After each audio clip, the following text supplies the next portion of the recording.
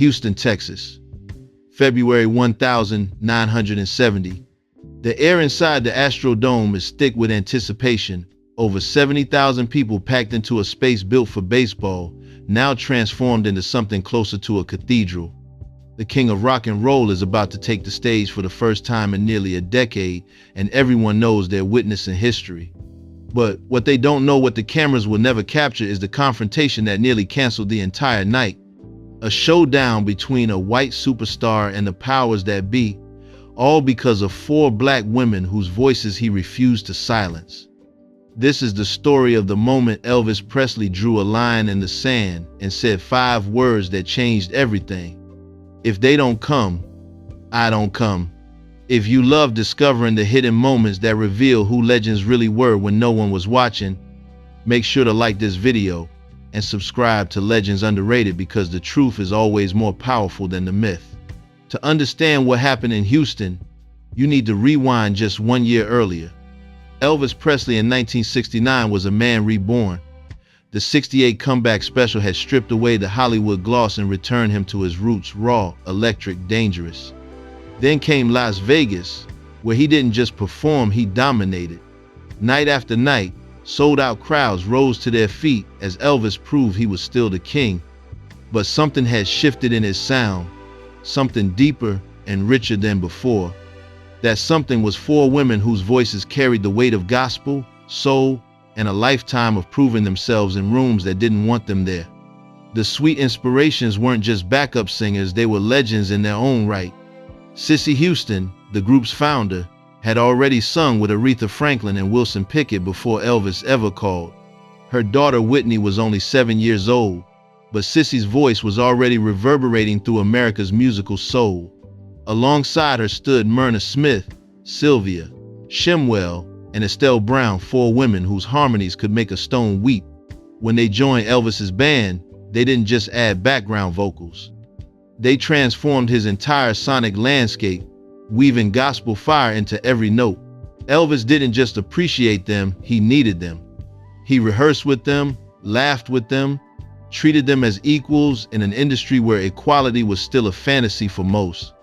And when the 1970 tour was announced, the Astrodome booking should have been a celebration. Instead, it became a test. The promoter's concern was delivered quietly, almost apologetically. Some of the audience, he suggested, might not appreciate seeing colored girls sharing the stage with Elvis Presley. This was Houston, after all, proud, modern, but still part of the Deep South, still bleeding from wounds that laws couldn't heal. It had only been 2 years since Martin Luther King Jr. was assassinated. The Civil Rights Act had forced new laws onto the books, but it couldn't legislate new hearts into people's chests. For the sweet inspirations, touring the South as black women alongside a white superstar meant navigating a minefield every single night. They'd encountered the stares, the whispers, the cold shoulders in restaurants and hotels. They knew what they were walking into, but what the promoter didn't understand, what he couldn't have predicted, was Elvis's response. There was no hesitation, no negotiation, no corporate doublespeak, just 5 words, delivered with the kind of finality that ends conversations. If they don't come, I don't come. He wasn't bluffing. The promoter could either accept an integrated stage or find himself with an empty Astrodome and 70,000 refunds to process. Elvis had made his choice, and he wasn't backing down. The show would go on, but only on his terms. When February 27th arrived, the Astrodome was electric with possibility. 6 performances were scheduled across 3 days, and every single ticket had sold out within hours. The press couldn't believe the numbers. Even the rodeo promoters, who'd seen the venue at capacity before, admitted they'd never witnessed energy like this.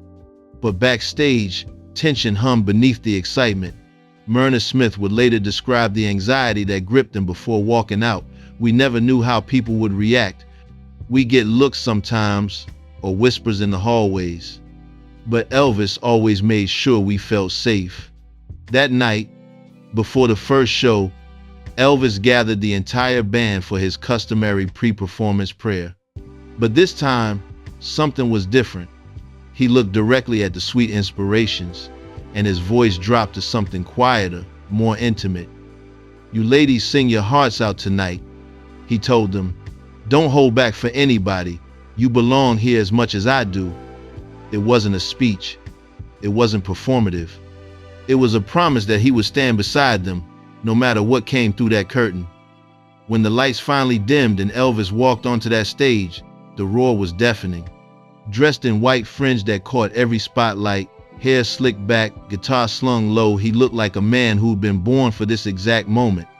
And behind him, shimmering in matching gowns, the sweet inspiration stood ready to prove they belonged there too. The set list opened with All Shook Up, and the crowd lost its collective mind. Then came I Can't Stop Loving You, each note soaked in longing. Love Me Tender turned the Astrodome into a church, 70,000 voices humming along in reverent harmony.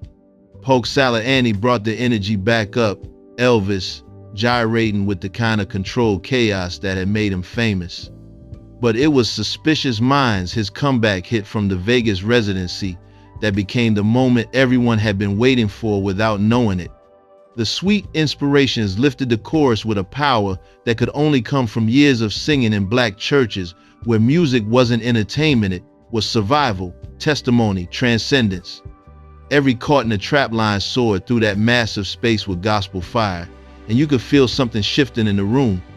The fear that had hung in the air backstage dissolved note by note, replaced by something undeniable, pure, overwhelming talent. There were no boos, no jeers, no hateful shouts from the crowd, just applause that rolled like thunder and awe that you could see on every face. The audience had come for Elvis, but they stayed for the music, and the music included those four women whose voices made everything better. But even as the shows shattered attendance records and earned standing ovations, the struggle continued behind the scenes. Colonel Tom Parker, Elvis's infamously controlling manager, had been trying to limit the sweet inspiration stage time from the beginning. They weren't the focus, he insisted. People came to see Elvis, not backup singers. Elvis's response was swift and non-negotiable. "Without them, I'm half a singer," he snapped. "You hired me for my sound, well, they're part of it." He wanted them front and center, fully lit under the same spotlights, their voices mixed loud enough to match his own. When Parker continued to object, Elvis dug in deeper. Stories like these are why I built Legends Underrated, to uncover the moments when legends chose principle over profit, so make sure to subscribe for more untold tales. This wasn't about optics or publicity. This was about respect, about acknowledging where his sound truly came from. Elvis had grown up dirt poor in Tupelo, Mississippi, singing in church pews beside black families, sneaking into juke joints to hear blues singers the world would later call geniuses. He knew exactly where rock and roll was born, and he never pretended otherwise. He always pointed back to Arthur Crudup, Big Mama Thornton, Fats Domino. He credited the originators when others wouldn't. And when the sweet inspirations were refused service at a restaurant near the venue, Elvis didn't just express disappointment, he acted. The story goes that he personally called the owner to say his entire entourage would eat elsewhere. Money talks, and Elvis had enough of it to make his values heard, loud and clear. During the final Astrodome performance on March 1st, something unexpected happened. Elvis was midway through the set, riding the wave of energy that comes when everything is clicking perfectly, when he suddenly stopped. The band fell silent. The crowd grew confused, then curious. Elvis turned toward his musicians, and one by one, he introduced every member by name, something he rarely did in such detail. When he reached the sweet inspirations, he paused. The Astrodome held its breath. Then Elvis turned fully toward the four women and said loud enough for every person in that stadium to hear, "These girls make me sound good, and I thank them for it every night." The camera flashes caught the smile that spread across Cissy Houston's face. The applause that followed wasn't polite, it was thunderous, stretching on for nearly a minute as the crowd recognized what they'd just witnessed. It wasn't a civil rights speech. It wasn't a grand political statement. It was something smaller and maybe more powerful because of it. a public act of respect in a place that hadn't seen much of it. In front of 70,000 people, Elvis had declared that these women weren't just employees, they were essential, valued, worthy of recognition. He turned respect into something visible, something undeniable. The aftermath of Houston rippled outward in ways no one could have predicted. The Sweet Inspirations' visibility skyrocketed overnight. They were interviewed on television, featured prominently in Jet magazine, and received contract offers from major record labels who suddenly saw their value. Myrna Smith later called that tour the first time we felt truly seen, not just as voices behind someone else, but as artists in our own right. Elvis continued to tour and record with them for years afterward, their partnership deepening, even as Cissy eventually left the group to focus on gospel music and raising her daughter, who would one day become Whitney Houston, one of the greatest voices the world would ever know. Estelle Brown's words capture what those years meant. He didn't just give us work, he gave us dignity. He made sure we were treated like royalty, no matter where we went. That dignity wasn't accidental. It was a choice Elvis made repeatedly, in moments large and small, public and private. He understood that respect isn't just a feeling, it's a series of actions that prove what you actually believe. The 1,970 Astrodome concerts are often remembered in music history for their record-breaking attendance numbers and flawless performances, statistics that look impressive in retrospect but miss the deeper story. Beneath those numbers lies something more complex, a man caught between two Americas, using music as a fragile bridge. Elvis was never a political activist in the traditional sense. He didn't march, didn't give speeches about justice, didn't align himself publicly with movements. But through smaller acts, through who he hired, who he stood beside, who he refused to abandon, he made his stance clear. The same kid who'd once sneaked into black churches in Mississippi to hear gospel music now stood in front of massive crowds, making sure those same voices were heard beside his own. In a year when America was still tearing itself apart along racial lines, when cities were still burning and hearts were still hardening, that mattered. It may not have changed the world, but it changed the world for four women whose talent deserved recognition. And sometimes, that's where change begins, in one room, on one stage, with one person saying no to injustice. The tragedy is that decades later, myths began to overshadow facts. A beautiful but fictional story spread across the internet, a tale of Elvis stopping a concert in Montgomery in 1969 after someone shouted a racial slur, declaring he'd refuse to continue unless the bigotry stopped. It's the kind of story we want to be true, the kind of dramatic moment that fits our ideas about heroism. But it never happened. Montgomery 1969 is a myth, a well-intentioned lie that has traveled further and faster than the quiet truth.